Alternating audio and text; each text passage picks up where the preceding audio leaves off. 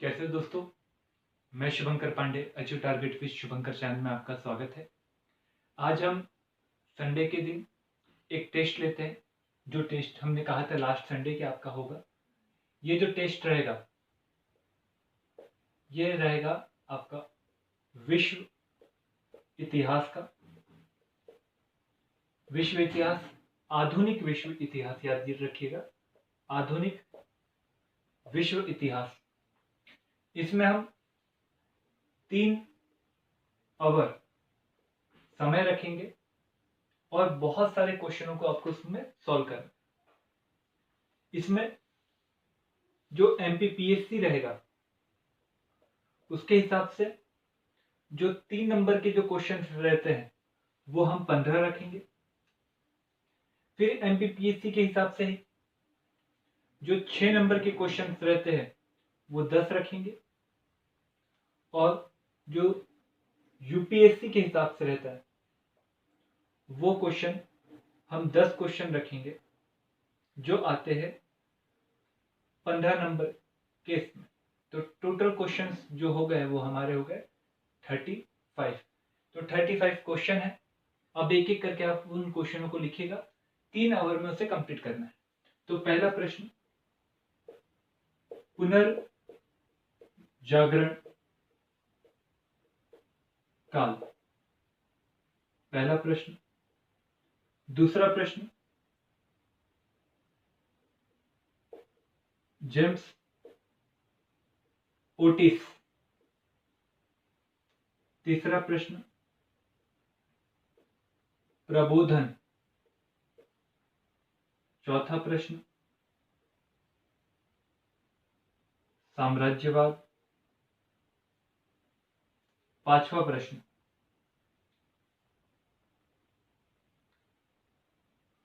4 जुलाई। फिर यहां पर लिखिएगा। छठवां प्रश्न,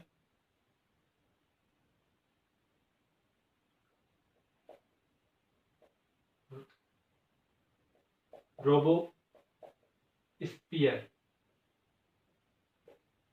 सातवां प्रश्न,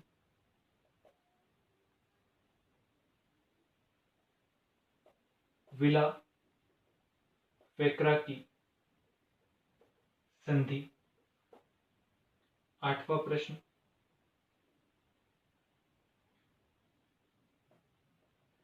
सेर्वे की संधि। नौवां प्रश्न,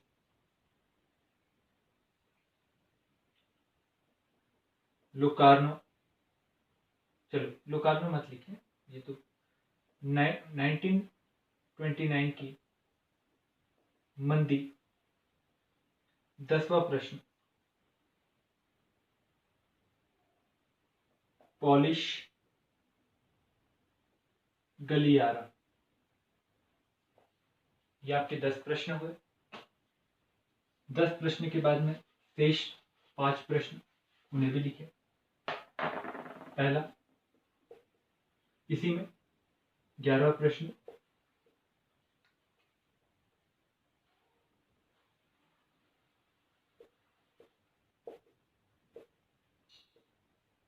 अमेरिकी गृह युद्ध।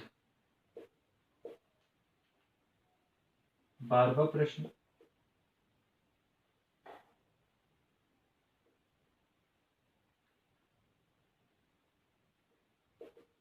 सोवियत संघ। 13वां प्रश्न,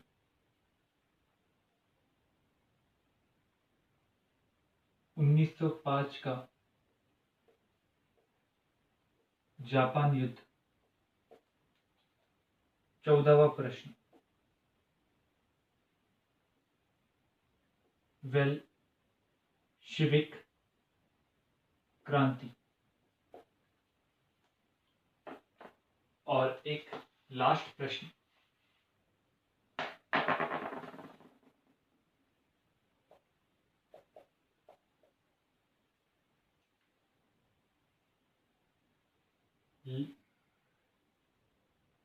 लिपजिंग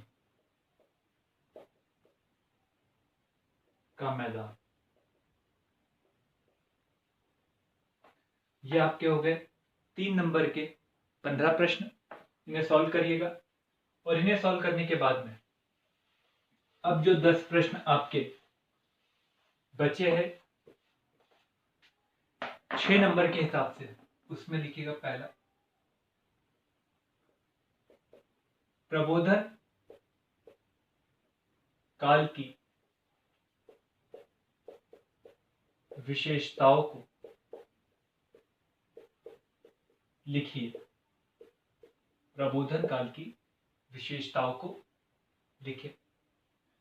दूसरा प्रश्न,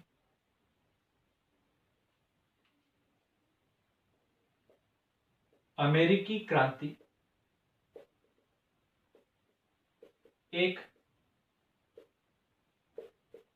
अधूरी क्रांति है? Question mark.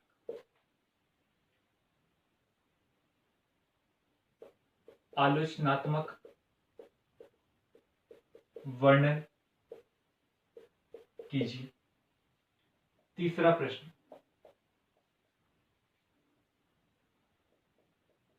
फ्रांस की क्रांति के विभिन्न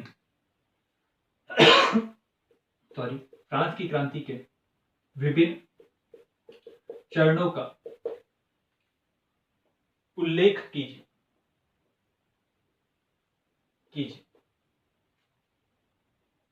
चौथा प्रश्न, वियना व्यवस्था क्या थी?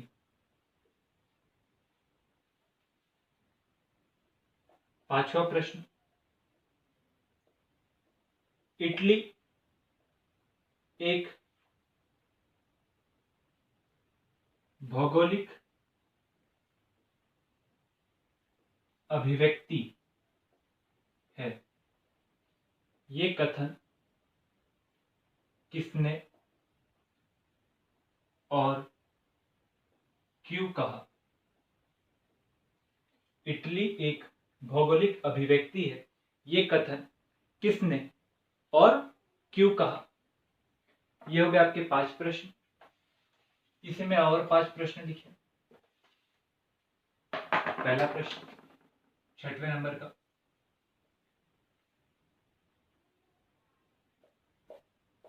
जर्मनी के एकीकरण के चरणों को उल्लेखित कीजिए। 7वां प्रश्न, प्रथम विश्व युद्ध के क्या कारण थे?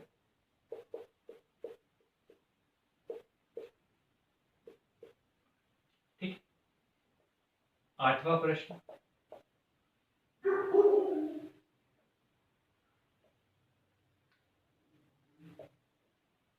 वर्साय की संधि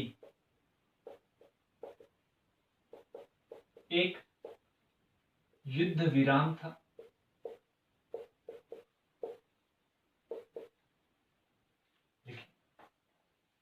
9वां प्रश्न, वर्साई की संधि क्या था? एक युद्ध विराम था। आलोचनात्मक वर्णन कीजिए, इसे भी लिखिएगा। 9th क्वेश्चन,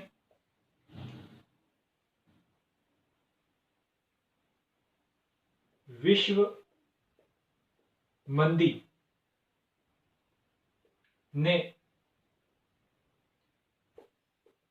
अमेरिका में क्या परिवर्तन लाया? अब 10वां प्रश्न,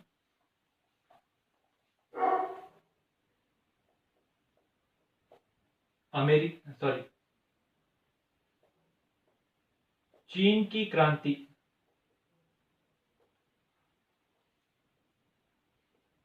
के सफल होने के कारण क्या थे? उल्लेखित कीजिए। चीन की क्रांति के सफल होने के कारण क्या थे, उल्लेखित कीजिए। ये आपके हो गए 10 प्रश्न, वो 15 प्रश्न, ये 10 प्रश्न। अब यूपीएससी के हिसाब से हमारे हम 10 प्रश्न रखते हैं जिसे आपको सॉल्व करना है। आप सॉल्व करके देखिएगा, आप जब लेक्चर पढ़ोगे तब भी आप देखिएगा कि आपको कितना समझ में आ रहा है, कितना हम सॉल्व कर पा रहे हैं, क्योंकि ये पोर्शन से कम प्रश्न आते हैं, पर कुछ प्रश्न ऐसे रहते हैं जो मॉडर्न इंडिया को कहीं ना कहीं इफेक्ट करते हैं। तो इसलिए जब ये पोर्शन बहुत अच्छा होता है तो मॉडर्न इंडिया की समझ बहुत अच्छे बनती चलती है। तो पहला प्रश्न लिखिएगा इसमें, जो आपके 15 नंबर के, तो इसमें सबसे पहले प्रश्न लिखिएगा,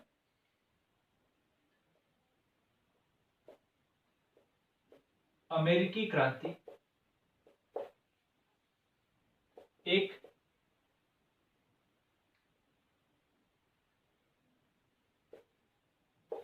अधूरी क्रांति थी जिसे पूर्ण गृह युद्ध ने किया। अगला प्रश्न सेकंड नंबर का, भारत में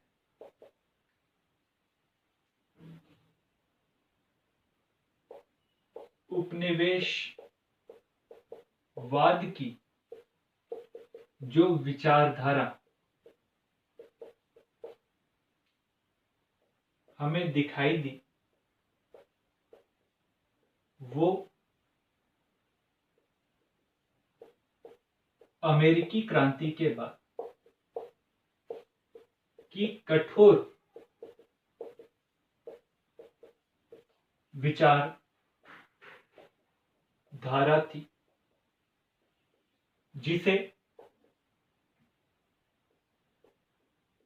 संपूर्ण जगह ब्रिटिशों ने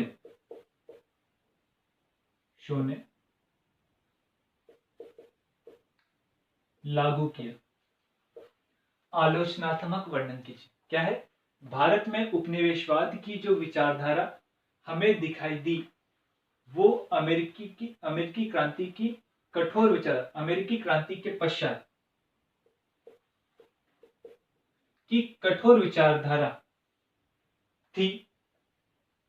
अमेरिकी क्रांति के पश्चात की कठोर विचारधारा थी जिसे संपूर्ण जगह ब्रिटिशों ने लागू किया। आलोचनात्मक वर्णन कीजिए। लिख लीजिए आप, मैं बोल देता हूं। अगला प्रश्न, नेपोलियन ने जर्मनी और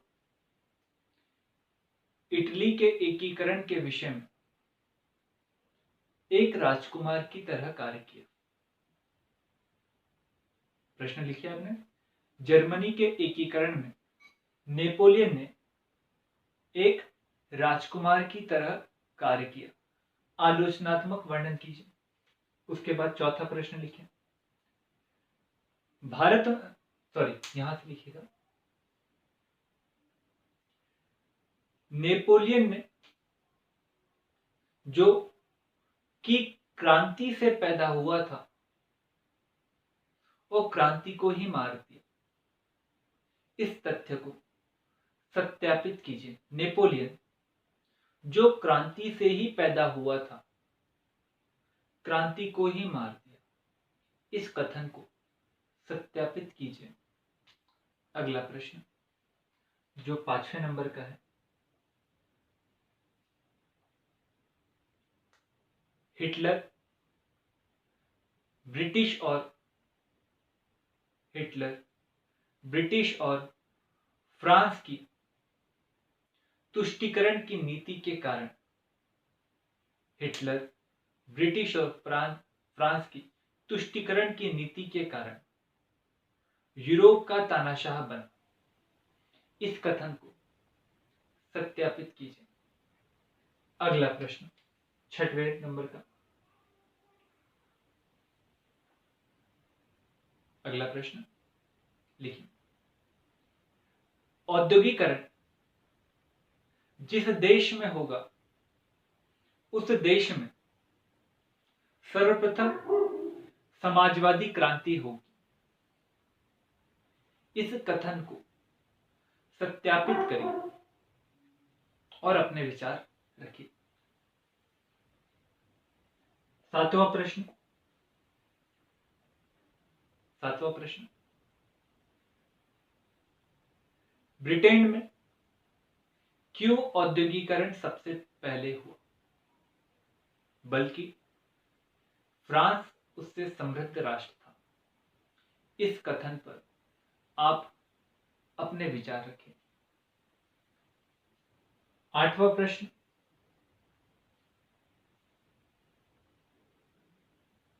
लिखिए, शीत युद्ध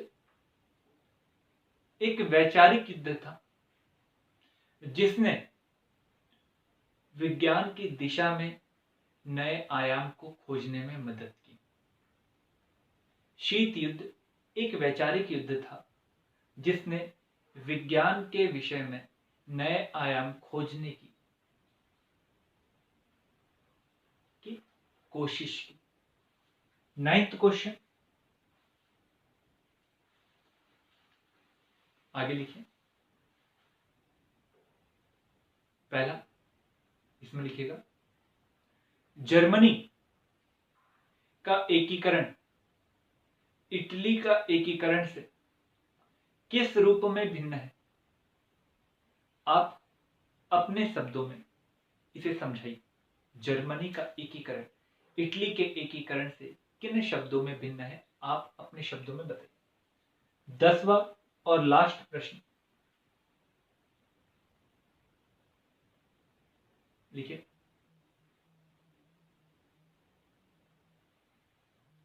बर्लिन सम्मेलन जो कि 1878 में हुआ, विश्व इतिहास में बदलाव लाने के लिए कितना महत्वपूर्ण था? इसे अपने शब्दों में इसके महत्व को उजागर कीजिए। यह आपके सामने प्रश्न है, इन प्रश्नों को आप सॉल्व करिएगा। जब भी इच्छा हो तब आप पढ़िएगा। ये वर्ल्ड हिस्ट्री के हमने कुछ प्रमुख शब्द क्वेश्चन आपके सामने रख दिए, आप इन्हें सॉल्व करिए, आपके फंडामेंटल को ठीक करने की कोशिश करिए।